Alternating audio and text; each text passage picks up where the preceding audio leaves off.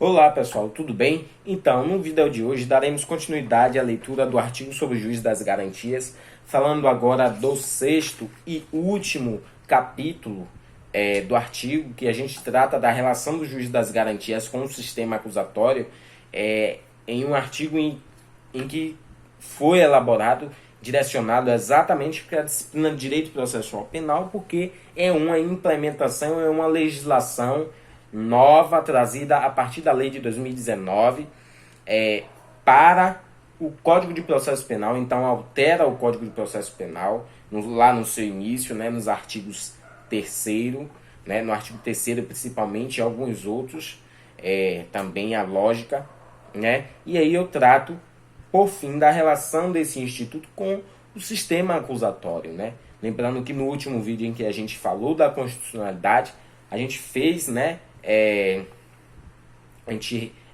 fez menção ao sistema acusatório, ao sistema misto, ao sistema inquisitório, justamente para tentar esclarecer o máximo possível onde está encaixado o juiz das garantias, a importância da implementação de tal instituto, qual foi a intenção do legislador pátrio ao inserir esse instituto, finalmente, que é discutido há tantos tempos no país já, E aí a gente tem uma legislação que foi aprovada em 2019, mas que, por meio de provocação ao STF, a Suprema Corte, através de uma medida de um dos ministros, suspendeu a vigência, a entrada desse dispositivo na prática.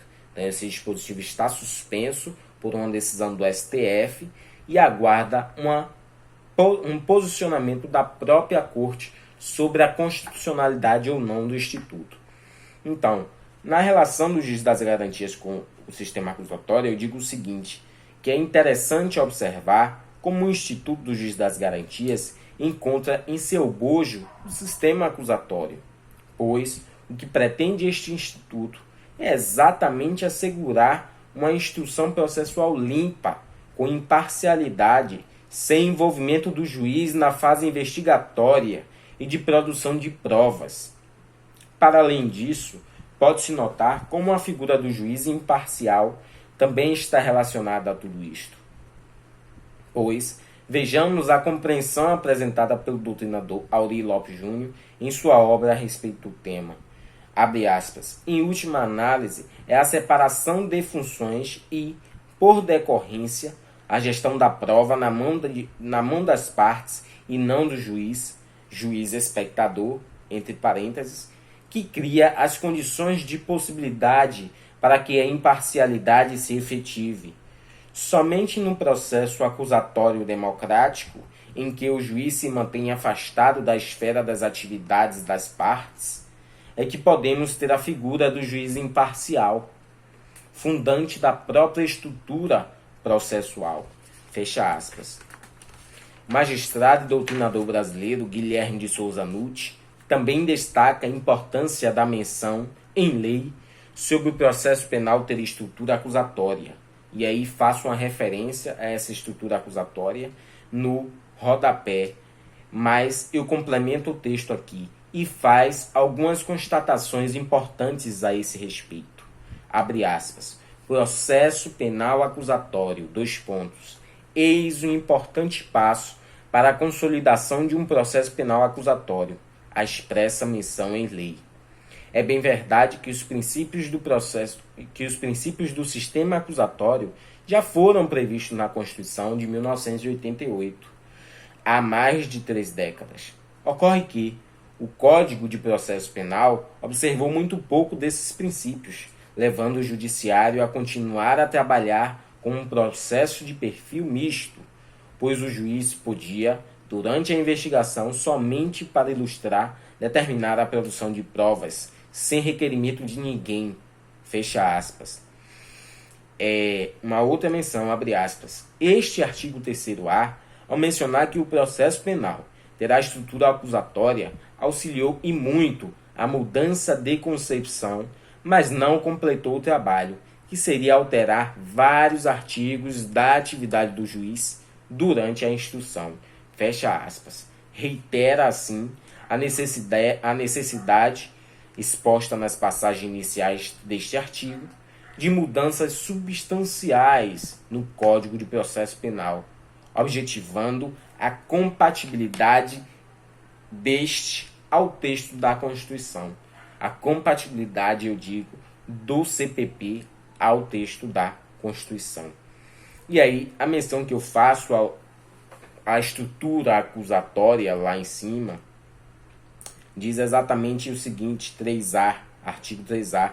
O processo penal terá estrutura acusatória, vedadas a iniciativa do juiz na fase de investigação e a substituição de atuação probatória do órgão de acusação, CPP.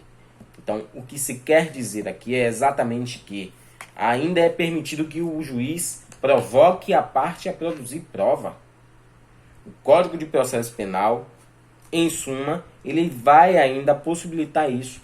E é essa a crítica que o doutrinador faz. É preciso ainda mais reforma no CPP para coibir e para proibir o juiz de atuar significativamente na fase investigatória, auxiliando a parte autora, que é o Ministério Público, né? Que é a parte da acusação. Então, isso não é bem visto ao sistema acusatório que foi consagrado e definido na Constituição Federal como o sistema a ser adotado nos processos criminais. Então, em um próximo vídeo, na verdade neste vídeo mesmo, eu já vou aqui completar com vocês as minhas considerações finais feitas neste artigo, em que eu digo que o Instituto do Juiz das Garantias foi o principal objeto de análise neste artigo. É fundamental esclarecer que esta pesquisa realiza apenas apontamentos e investigações a respeito do tema e de outros temas em torno inevitáveis. Considero que o Instituto analisado é revolucionário para o processo penal brasileiro e encontra a guarida no texto constitucional de 1988. Como foi possível visualizar, estivemos diante da análise de uma legislação recentemente aprovada e o debate sobre o Instituto e sobre o próprio sistema processual penal não se encerra aqui. Diante das buscas, também restou claro o envolvimento direto da Constituição e, portanto, do estudo constante do direito constitucional. As buscas por dados públicos não foram tão exploradas pelo pesquisador, pelo tempo disposto à pesquisa. Apesar disto, as pesquisas concluídas serviram para o bom proveito e compreensão da temática. Compreender o Instituto do Juiz das Garantias requer uma sólida compreensão dos princípios constitucionais, primariamente, depois dos princípios processuais penais e destes todos em conjunto. Por fim, cabe afirmar que, se em algum momento da pesquisa ou da leitura das exposições através deste artigo, os temas abordados ficaram notadamente fáceis, eis um equívoco. Temas de grande repercussão, em que envolvem importantes valores humanos, jamais é tarefa simples e fácil. Cabe a nós, pesquisadores, continuar a dedicação à ciência e à investigação de temas tão fundamentais como no caso em tela.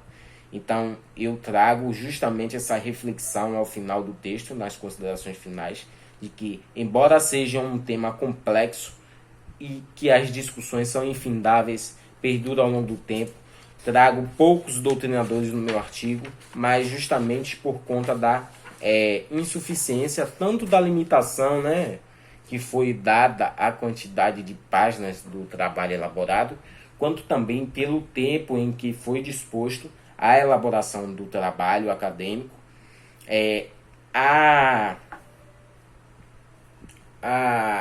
a quantidade reduzida, bem ínfima de doutrinadores citados, né? Trago 2 renomados doutrinadores e algumas outras fontes também para o artigo, mas li inúmeras, mas infelizmente não pude não tive a possibilidade de citar todas, mas gostaria. É um projeto interessante tratar desse tema do juiz das garantias, é um tema atualíssimo, né? que continua aí nos debates nas cortes superiores, né, nos tribunais superiores, e que continua também dentro da academia, né, ainda não foi implementada, ainda não está valendo o juiz das garantias no Poder Judiciário por uma decisão da Suprema Corte. E nós esperamos ansiosamente por uma decisão muito breve a respeito desse tema, que é bem importante. Então, são vários caminhos para a gente explorar esse tema, pessoal. E eu peço a vocês que provoquem aí nos comentários para que a gente possa continuar dando, fomentando essas discussões, né? E clareando ainda mais o pensamento, as reflexões e o olhar de cada um de nós que estamos estudando o direito penal, estudando o processo penal diariamente, certo? Um abraço, até o próximo vídeo.